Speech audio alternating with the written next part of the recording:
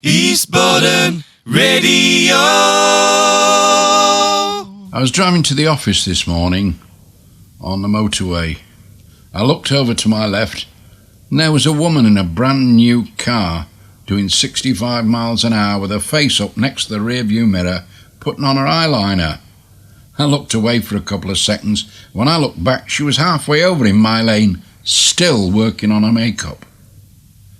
As a man, I don't scare easily, but she scared me so much I dropped my electric shaver, which knocked the donut out of my other hand, fell into the coffee in the cup, holding it between my knees, and I burnt my legs. Well, I ask you, women drivers?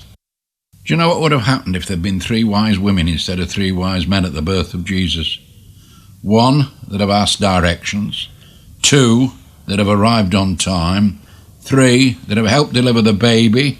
4, cleaned up the stable. 5, made a casserole. 6, brought practical gifts. And there'd have been peace on earth. For 6 weeks, a 6-year-old boy kept telling his first grade teacher about the baby brother or sister that was expected at his house. One day, the mother allowed the boy to feel the movement of the unborn child in her stomach. The 6-year-old was obviously impressed, but he made no comment. Furthermore, he stopped telling his teacher about the impending event. The teacher finally sat the boy on her lap and said, "Tommy, whatever became of that baby brother or sister you were expecting at home?" Tommy burst into tears and confessed, "I think Mummy ate it." This could be called a hot summer romance. Listen to it carefully, it's very important.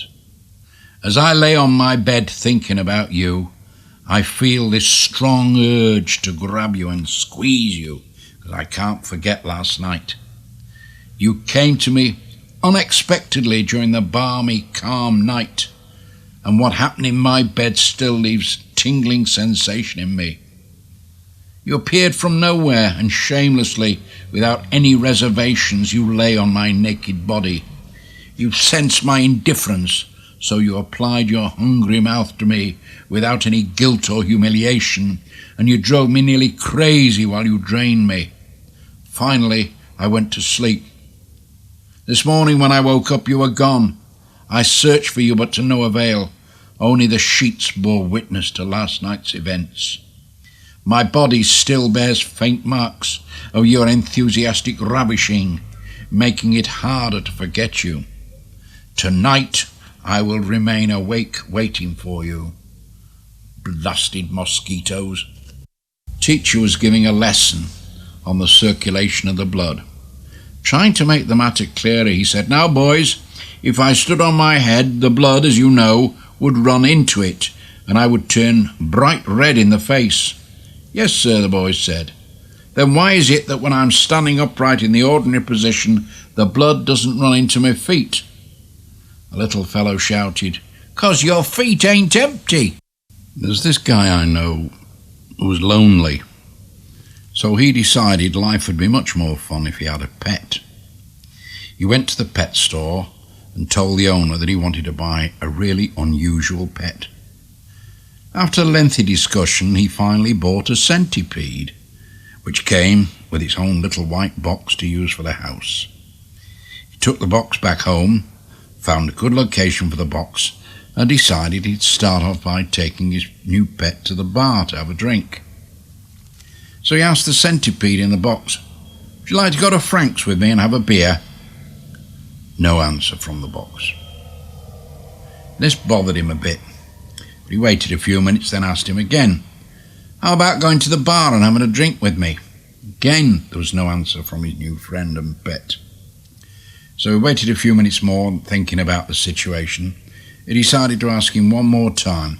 This time he put his face up against the centipede's house and shouted, "Hey, in there, would you like to go to Frank's place and have a drink with me?" A little voice came out of the box. "For heaven's sake, I heard you the first time. I'm putting on me damn shoes." The couple were 85 years old, been married for 60 years. Though they were far from rich, they managed to get by because they watched the pennies, and they were both in very good health thanks largely to the wife's insistence on healthy foods and exercises for the last 3 decades. Unfortunately, their good health didn't help them when one day on a rare vacation their car crashed, sending them off to heaven. They reached the pearly gates and St. Peter escorted them inside. He led them to a beautiful mansion, furnished in gold and fine silks, with a fully stocked kitchen and a waterfall in the master bath. A maid could be seen hanging out their favourite clothes, freshly pressed, in the closet. They gasped in astonishment when he said, "Welcome to heaven, this will be your home now." The old man asked Peter how much all this was going to cost. "Why, nothing," said St. Peter. "Remember, this is your reward in heaven." The old man glanced out of the windows and saw a championship golf course, finer and more beautiful than any ever built on earth. "What are the green fees?" grubbed the old man. "This is heaven," said St. Peter. "You can play for free every day, any starting time you wish." Next, they went into the clubhouse and saw the lavish buffet lunch with every imaginable cuisine laid out before them, from seafood to steaks to exotic desserts, free-flowing beverages and a fountain of champagne. "Don't even ask," said St. Peter to the couple. "This is heaven. It's all free for you to enjoy." The old man looked round and glanced nervously at his wife. "Well, where are the low-fat and low-cholesterol foods and the decaffeinated tea?" he asked. "Ah, that's the best part," said St. Peter.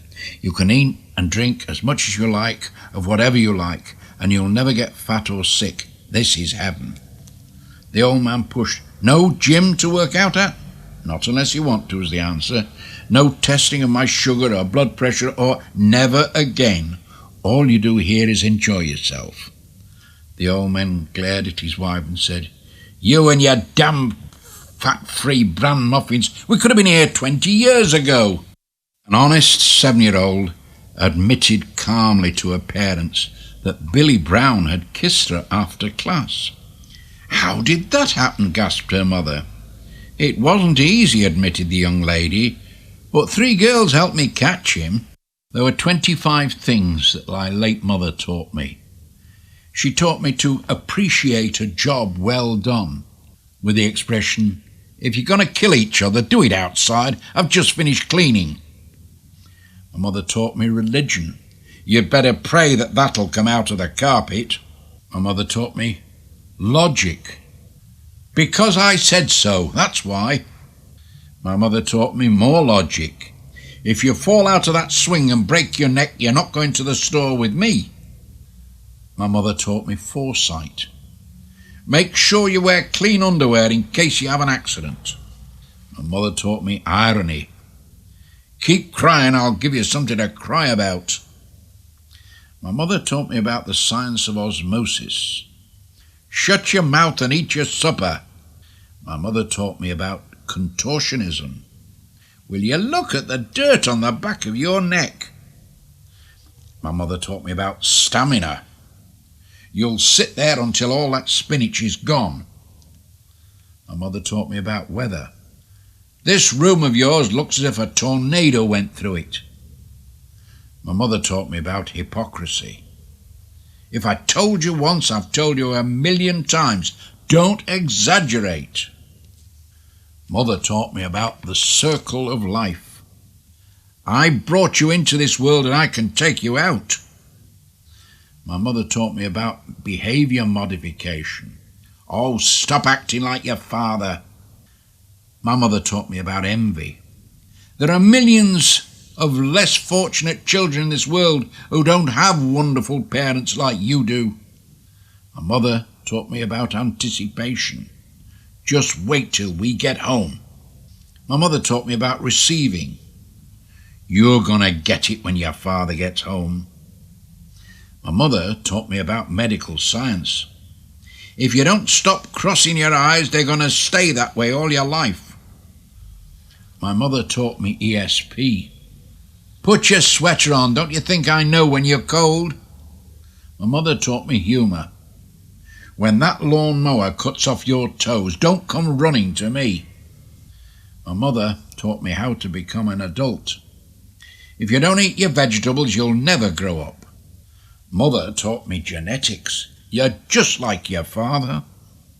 Mother taught me about my roots. Shut that door behind you. Did you think you were born in a barn? My mother taught me wisdom. When you get to my age, you'll understand. And my favourite, Mother taught me about justice. One day you'll have kids of your own, and I hope they turn out just like you. It was 1 o'clock in the morning, and I was in a rundown pub in the back streets of Bolton, watching the antics of a bunch of drunken youths declaring their everlasting friendship for one another, when suddenly on the wall over the bar I spotted a notice which summed it all up very well. The wonderful love of a beautiful maid, the love of a staunch true man, the love of a baby unafraid have existed since time began. But the greatest love, the love of love even greater than that of a mother, is the tender and passionate infinite love of one drunken sot for another. The children had all been photographed at school, and the teacher was trying to persuade them each to buy a copy of the group picture. Just think how nice it will be to look at when you're all grown up and say, "There's Jennifer, she's a lawyer," or "That's Michael, he's a doctor." Suddenly a small voice at the back of the room rang out, "And there's the teacher, she's dead." I call this signs of the times. These are stickers I've seen on doors and bumper bars of cars. I remember when I was in America last time, I went into what they call a radiator shop, and a sign on the wall said, "Best place in town to take a leak." On a plumber's truck there was a sign, "We repair what your husband fixed." On the other plumber's truck, "Don't sleep with a drip, call your plumber." One occasion I went into one of those fast food shops, and there was a sign on the wall, "7 days without a pizza makes one weak." There's a sign at a tyre dealership, "Invite us to your next blowout." Here's a good one though. When I went to the doctor's, he had in the same suite of offices a plastic surgeon, and on the office door was a sign, "Hello, can we pick your nose?" Lovely sign on an electrician's truck, "Let us remove your shorts." How about this for a non-smoking area? "If we see smoke, we will assume you are on fire and take the appropriate measure." One of the best I ever saw was on the room of a maternity hospital. On the door, I should say, of the room in a maternity hospital. "Push, push, push." And nearby at the optometrist's office, "If you don't see what you're looking for, you've come to the right place." How about this for one on a taxidermist's window? "We really know our stuff." Down the block, there was a pet shop, and there on the door, the usual thing, a sign, "Salesman welcome, dog food is expensive." A little bit further down, the car dealership, "The best way to get back on your feet, miss a payment on your car." You know, the Americans have what they call mufflers, we call them exhausts, and they have a special shop where they supply and fit them. Outside, as always, the sign, "No appointment necessary, we hear you coming." I think one of the few really good ones is the in the vet's office, the waiting room of the vet's office. There's a sign on the wall, "Back in 5 minutes, sit." There's one, takes a bit of working out, I think. the electricity board. Written on the bottom of one of their headed notepapers was the sign, "We would be delighted if you send in your payment. However, if you don't, you will be."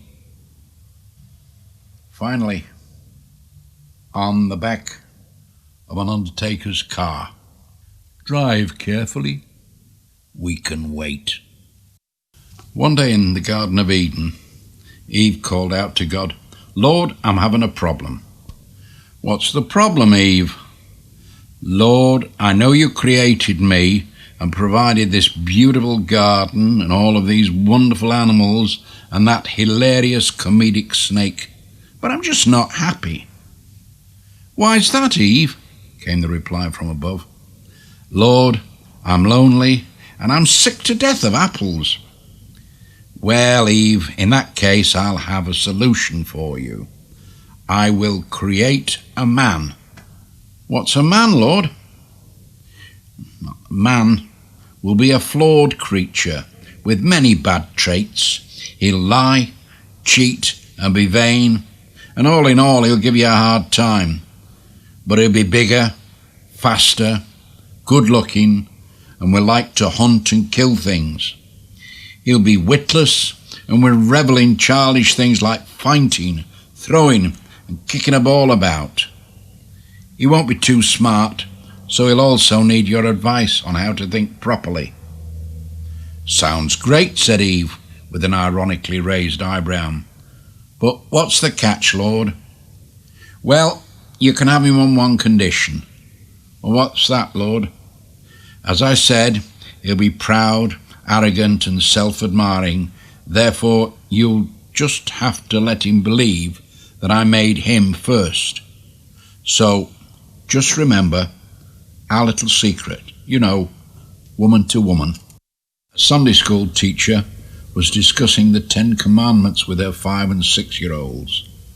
After explaining the commandment, "Honour thy father and thy mother," she asked, "Is there a commandment that teaches us how to treat our little brothers and sisters as well?" Without missing a beat, one little boy answered, "Thou shalt not kill." On the first day of school, the kindergarten teacher said, "Now, if anyone has to go to the bathroom, hold up 2 fingers.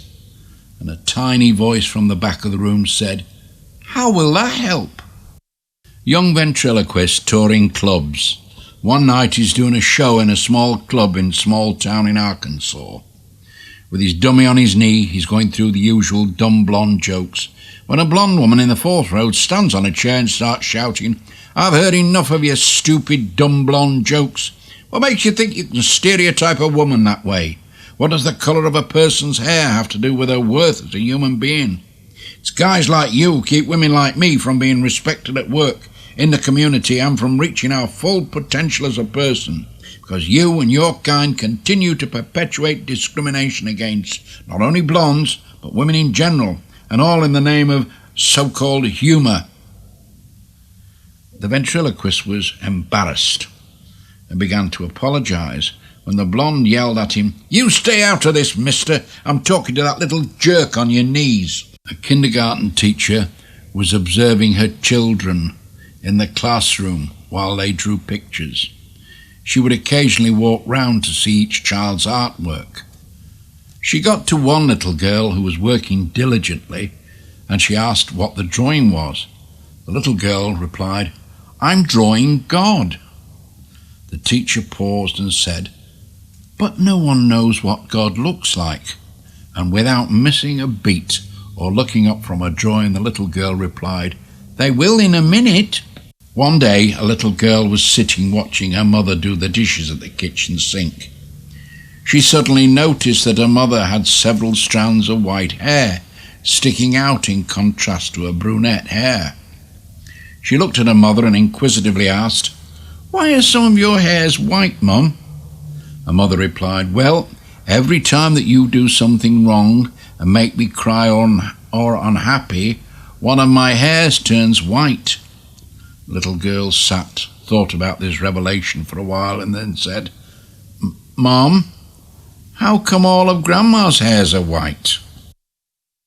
There's an apocryphal story of a Red Indian witch doctor who was called on regularly by the female members of the tribe to establish how many children they were likely to have. There were in particular 3 women of the tribe, squaws as they're known, who were the property of the chief, and it was understood that whichever one had the most children would be the chief's senior wife.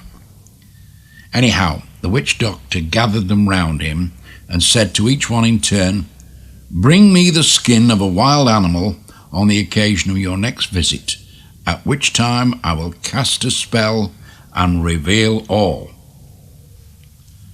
The next time, one of the wives came with the skin of a lion. Another one came with the skin of an antelope, and the third one came with the skin of a hippopotamus. He ranged them round him and said to the one on the lion's skin, "You will have one child." To the one on the antelope skin he said, "You will have twins." And then to the last one he said, "You will have triplets." Afterwards he was asked by the chief to explain how he knew how many children the wives would have. "Well, it's very simple," said the witch doctor. "The squaw on the hippopotamus is equal to the sum of the squaws on the other 2 hides.